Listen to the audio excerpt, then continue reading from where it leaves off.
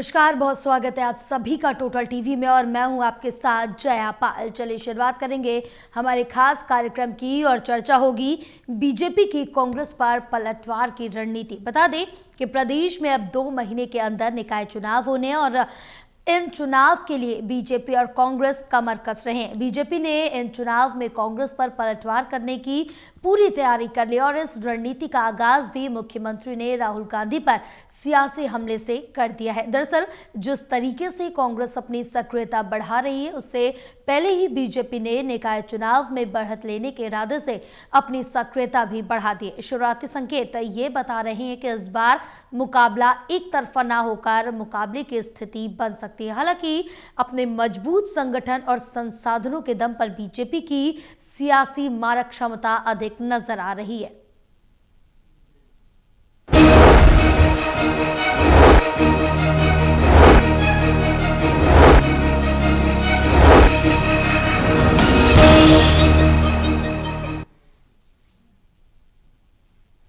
तो इसी पर चर्चा करेंगे। हमारे साथ खास मेहमान भी जुड़ चुके हैं। Associate editor doctor Mahesh Kumar हमारे साथ जुड़े हैं, एसोसिएट एडिटर देवेंद्र कथुरिया हमारे साथ जुड़े हैं, वरिष्ठ पत्रकार वीरेंद्र सोनी जी हमारे साथ जुड़े हैं। आप सभी का हमारे खास कार्यक्रम में बहुत स्वागत है।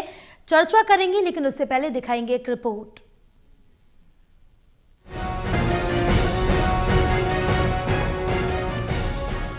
प्रदेश बीजेपी कांग्रेस की गतिविधियों को देख और अपने संगठन को और मजबूत करने के लिए रणनीति बनाने में जुट गई है।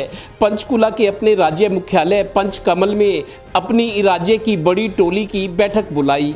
इस बैठक में कांग्रेस पर पलटवार करने और मार्च अप्रैल में होने वाले 3 नगर निगमों समेत 7 निकाय चुनाव में बड़े अंतर से जीत दर्ज करने का गोल सेट किया। इस रणनीति का सीएम नायब सैनी ने आगाज भी कर दिया है, जब उन्होंने ये कह दिया कि कांग्रेस के जिलाध्यक्षों के 10 दिन के प्रशिक्षण शिविर से क्या होगा। मुझे तो ये देखकर हैरानी हुई कि इतने दिनों के प्रशिक्षण शिविर में राहुल गांधी बस 1 घंटा ही रुके। भारतीय जनता पार्टी हमेशा चुनावी बोर्ड में ही काम करती है और हमारी पूर्ण तैयारी है। चुनाव आयुक्त महोदय जब भी डेट देंगे और हम चुनाव के लिए तैयार हैं, जब भी वो कहेंगे कि इस तारीख को उनको सुविधा है, क्योंकि उनका अपना एक एजेंडा होता है। गौरतलब है कि सीएम ने फिर दोहराया कि बीजेपी हमेशा इलेक्शन मोड में रहती है। हम निकाय चुनाव के लिए तैयार हैं, होने तो दो। इलेक्शन मोड में रहते हैं, बिल्कुल गलत तरीके से जो है अभी आपने देखा कि जो वार्ड बंदी करी है, सेंसस हुआ नहीं। संविधान में लिखा हुआ है कि सेंसस ही माध्यम होगा जिसके बेसिस पे जो है आप जो हैं वार्डबंदी करेंगे। सेंसस हुआ नहीं, वार्डबंदी करते हैं ये परिवार पहचान पत्र की डेटा से। और जब विधानसभा में जब परिवार पहचान पत्र के बारे में चर्चा हुई थी तो उस समय तत्कालीन मुख्यमंत्री जी ने कहा था कि ये अनिवार्य नहीं है। इस हाई लेवल मीटिंग में मुख्यमंत्री के अलावा प्रदेश बीजेपी प्रभारी डॉक्टर सतीश पूनिया, प्रदेश अध्यक्ष मोहनलाल बड़ोली, जिला महामंत्री, सरकार के मंत्री, सांसद, विधायक, पूर्व विधायक और जिलाध्यक्ष भी बुलाए गए थे। एक बात तो लगती है कि प्रदेश की सियासत में बीजेपी और कांग्रेस दोनों अब आमने सामने हैं। दोनों एक दूसरे से डरे हुए हैं। कांग्रेस खुद को मजबूत कर रही है तो बीजेपी खुद को और मजबूत कर रही है। पहला मुकाबला अगले 2 महीनों में निकाय चुनाव में होना है। चलिए देखिए आगे क्या होता है। हरियाणा ब्यूरो टोटल न्यूज में निकाय चुनाव होने और निकाय चुनाव में बड़े मार्जिन से जीत के लिए बीजेपी ने तो रणनीति बना ली। और ये भी अगर कहा जाए तो गलत नहीं होगा, बीजेपी 24/7 चुनावी मोड में रहती। लेकिन कांग्रेस भी इस बार खुद को आगे लाने में काफ़ी ज़्यादा जो मशक्कत है, कोशिश है, वो लगातार कर रही है। लेकिन इस बीच तंज भी कसा है सीएम सैनी ने कांग्रेस पर। देखिए जया, अक्टूबर 2024 में विधानसभा चुनाव हुए थे। 14 महीने से ज्यादा हो चुके हैं, 15वां महीना शुरू है। अगले 2 महीनों में आपको बता दूं 25 फरवरी को हरियाणा स्कूल शिक्षा बोर्ड की परीक्षाओं की डेट शीट आ गई है। 25 फरवरी को पेपर शुरू होने का मतलब मेरे को लगता है मार्च के 15 या 20 तारीख तक पेपर खत्म हो जाएंगे, क्योंकि स्कूल शिक्षकों की ड्यूटियां लगती है। स्कूल भी खाली चाहिए जहां पोलिंग बूथ्स बनते हैं, सेंटर बनते हैं। तो मार्च के आखिर में या अप्रैल के शुरू में जी। ये चुनाव होंगे 15 महीने के बाद, अभी 2 महीने और पड़े हैं तो 17 महीने, मतलब करीब 1.5 साल बाद विधानसभा चुनाव के बाद पहला मुकाबला कांग्रेस और बीजेपी, बड़ी दोनों पार्टियां हैं।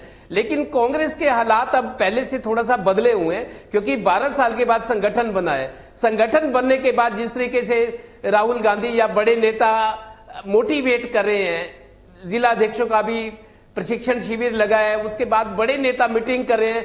बीजेपी ने, आपको बता दूं, बीजेपी ने निकाय चुनाव के लिए 3 नामों का पैनल बनाने का ऐलान किया है। ये पैनल जो है वो जाएगा पहले स्क्रीनिंग कमेटी के पास, फिर कोर कमेटी जो राज्य के, उसके बाद हाईकमान के पास मंजूरी के लिए। और इसी के साथ साथ कांग्रेस ने भी तैयारी शुरू कर दी है। कांग्रेस ने ये कहा है कि 31 जनवरी तक पैनल भेजे जाएं। इस बार खास बात यह है, जिला अध्यक्षों को पावर बढ़ाई गई है। पहले क्या होता था, जिले के बड़े नेता या प्रदेश के बड़े नेता सेट करते थे, डिस्कशन करते थे, फैसले लेते थे। लेकिन इस बार क्या है, प्रदेश अध्यक्ष को जिला अध्यक्ष ही भेजेंगे। जिलों की अलग ही कमेटियां बनाई गई हैं। मेयर पद के चुनाव बड़े होते हैं और 31 जनवरी तक कांग्रेस ने भी नाम मांगे और जिला अध्यक्षों के थ्रू मांगे। इस बात यह है, जिला अध्यक्षों की पावर बढ़ाई गई है, उनका एहसास कराया गया है कि तुम्हारे को अब लड़ना है मजबूती से, संगठन तुम्हारे साथ है।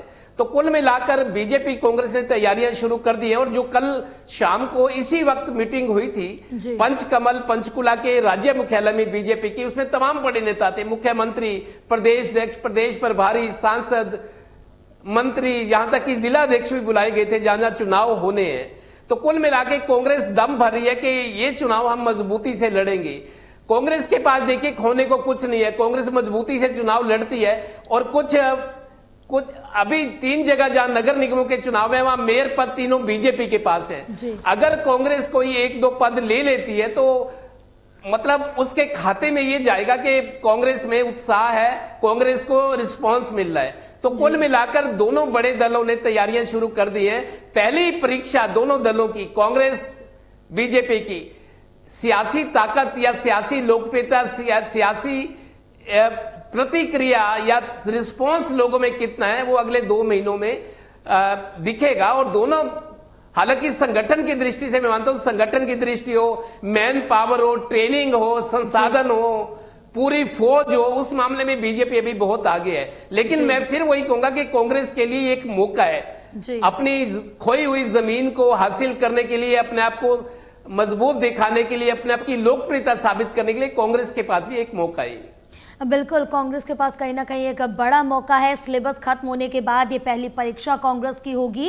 महेश, जिस तरह से देखें कि कांग्रेस के 10 दिन के कुरुक्षेत्र में हुए प्रशिक्षण पर सीएम सैनी ने तंज कसा है और ये साफ तौर से देखा भी जाता है, ज़मीनी स्तर पर आप रहते हैं वहाँ पर देखते हैं, क्योंकि भूपेंद्र हुड्डा का जिक्र करें, कुमारी शैलजा का जिक्र करें, रणदीप सुरजेवाला का जिक्र करें, तो तीनों अलग ही डायरेक्शन में रहते हैं। इनका एक होना क्या संगठन को एक होना दर्शाएगा, क्योंकि तीनों ही अलग अलग राय रखते हैं और यहाँ पर ऐसा होता भी नजर नहीं आता है।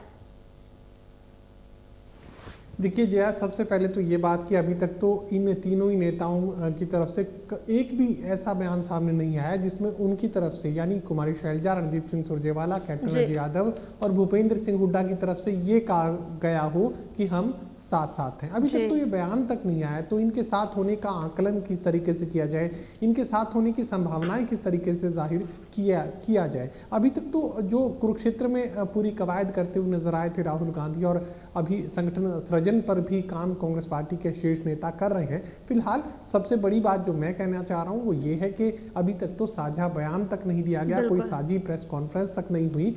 तो ऐसे में एकजुटता की बात तो काफी दूर की कोड़ी इस वक्त कही जा सकती है। लेकिन हम इस वक्त जिक्र कर रहे हैं निकाय चुनावों का। देखिए कुछ महत्वपूर्ण पहलू मैं अपने तमाम दर्शकों के सामने, आपके सामने रखना चाहूंगा। सबसे बड़ी परेशानी दरअसल कांग्रेस पार्टी की इन निकाय चुनावों को लेकर क्या है। भारतीय जनता पार्टी चुनाव में उतरते ही पहला जो नारा देती है वो है ट्रिपल इंजन की सरकार।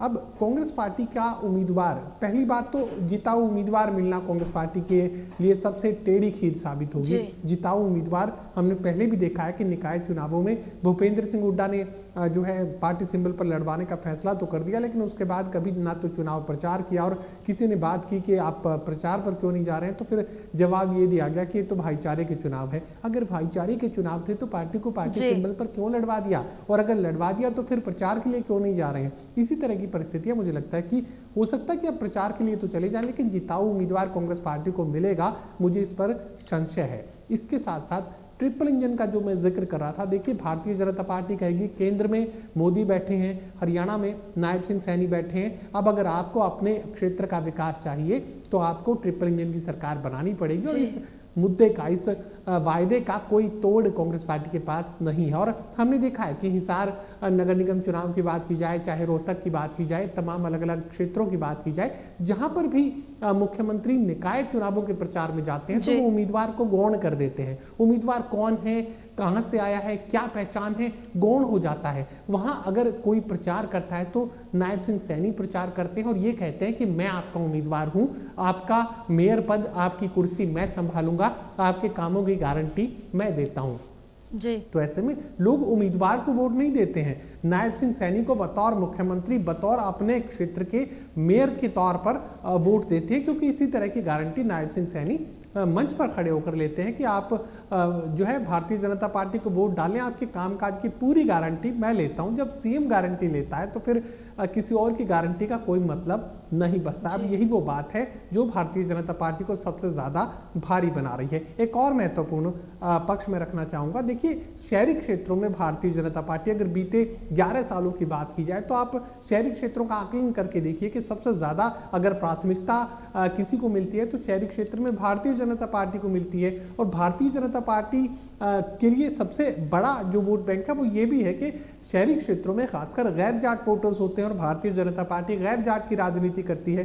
तो ऐसे में जातिगत समीकरणों के लिहाज से भी भारतीय जनता पार्टी के लिए ये फायदेमंद सौदा साबित होता है। ये एक फेवरेट पिच आप कह सकते हैं कि भारतीय जनता पार्टी के लिए। उसके साथ साथ चूंकि शहरी क्षेत्र है तो ऐसे में टेम्परामेंट और मूड जो है वो यकीनन भारतीय जनता पार्टी की तरफ जाता है। बाकी दो पहलुओं का जिक्र मैं कर चुका हूं। जीता उम्मीदवार कांग्रेस पार्टी को नहीं मिलने वाला है, और अगर मिला भी तो फिर अंदरूनी जो परिस्थितियां कांग्रेस पार्टी की हैं वो हरा देंगी। तो ऐसे में मैं व्यक्तिगत तौर पर ये नहीं मानता कि किसी तरह की कोई मुकाबले की स्थिति निकाय चुनावों में कांग्रेस पार्टी इतनी चुनौती दे पाएगी। एक तरफा पहले भी था, मुझे लगता है कि एक तरफा अब भी रहेगा।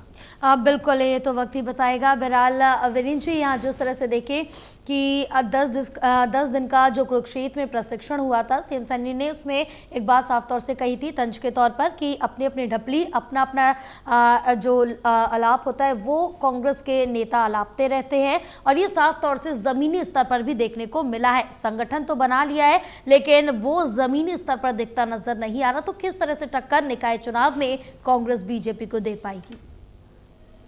देखिए, अपनी भारतीय जनता पार्टी की अपनी व्यवस्था है कि अपने कांग्रेस अपनी संगठन बना रहे, तो ऐसे कांग्रेस के में तो अभी अवस्था है, तो ऐसे में भारतीय जनता पार्टी का संगठन पहले तो भारतीय जनता पार्टी की रणनीति, भारतीय जनता पार्टी निकाय चुनाव के लिए जिस ढंग से अपनी वो भारतीय जनता पार्टी समिति बनी हुई है, उस व्यवस्था को लागू कर रही है। लेकिन कांग्रेस अभी के स्वरूप को देख रहे, तो ऐसे रास्ता है भारतीय जनता पार्टी का बूथ ले, तो भारतीय जनता पार्टी को चुनाव लड़ने का समय, तो कांग्रेस का जो संगठन फिर अगर बना तो प्रारंभिक अवस्था में तो भारतीय जनता पार्टी को इस बात का लाभ मिलता है, करोड़ दल का लाभ मिलता है, प्रदेश केंद्र में चलता है। अब निकाय चुनाव लड़ना चुनौतीपूर्ण इसलिए कांग्रेस मुद्दों पर जाकर चुनाव लड़े, क्योंकि कांग्रेस का जो भी अध्यक्ष निर्वाचित होता है तो उसके अधिकार से क्योंकि उसको तो सरकार पर निर्भर रहना है। जी। ऐसे में सरकार पर निर्भरता के कारण भारतीय जनता पार्टी को इस बात का लाभ मिलता है। डबल इंजन की सरकार होने की स्थिति में भारतीय जनता पार्टी लाभ की स्थिति में है। तो कांग्रेस के लिए चुनौती यह है कि अगर वो भारतीय जनता पार्टी की विफलताओं को भुनाने का प्रयास करती है तो भी उसके लिए कठिनाई इसलिए है कि कांग्रेस सत्ता में आने पर भी या निकाय चुनाव में सत्ता में आने पर भी कांग्रेस के पास तो सीमित विकल्प है। कांग्रेस क्या कर पाएगी? अगर कांग्रेस का मेयर बन भी जाता है जी। तो क्या कर पाएगा?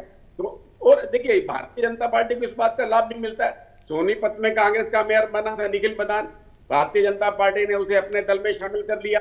तो इसलिए क्योंकि इस पर दल बदल कानून भी लागू नहीं होता। जो मेयर है, ये नगर पालिका चुनाव है, इनमें दल बदल कानून लागू नहीं होता।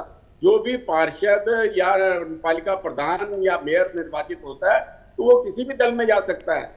तो सत्तारूढ़ दल का आकर्षण अपने आप में अलग ढंग से है। तो भारतीय जनता पार्टी इस स्थिति का लाभ उठाने की स्थिति में है। फिर भारतीय जनता पार्टी के पास संगठन जो है, कार्यकर्ताओं का विशाल संगठन है और कार्यकर्ता भी ऐसे जो इसमें भारतीय जनता पार्टी का सत्तारूढ़ दल होने के कारण आकर्षण है। कांग्रेस में वो आकर्षण है नहीं। फिर कोई टिकट भविष्य में विधानसभा चुनाव भी नहीं है। तो ऐसे में भारतीय जनता पार्टी सत्तारूढ़ दल होने की स्थिति में निकाय चुनाव में लाभ में रहने वाली है। बिल्कुल, लेकिन अब इसका बीजेपी को किस तरह से लाभ मिलता है ये तो वक्त ही बताएगा। देवेंद्र, जिस तरह से देखें कि बीजेपी ने निकाय चुनाव के लिए जो प्रभारी उनको जिम्मेदारी दे दी है और इसके साथ ही मन की बात कार्यक्रम से भी लोगों को जोड़ने के लिए बीजेपी का जो प्रयास है वो देखने को मिल रहा है और ये साफ तौर से कहा गया था। लेकिन अब बीजेपी कोई भी मौका, किसी भी तरह की कसर नहीं छोड़ना चाहती, चाहे वो छोटा चुनाव हो या फिर बड़ा चुनाव हो। देखिए जया, परिस्थितियां अनुकूल हैं बीजेपी की पूरी तरह से। जहां जहां चुनाव है, आप देखिए अंबाला, पंचकुला, सोनीपत, ये तीनों शहरी क्षेत्र हैं। और दूसरी बात ये है कि चूंकि परिस्थितियां पूरी तरह अनुकूल है, सदन में भी जो पार्षद होंगे वो ज्यादातर सत्तारूढ़ दल के होंगे, हैं भी और होंगे भी सही। तो उनको सामंजस्य बिठाने में दिक्कत आएगी।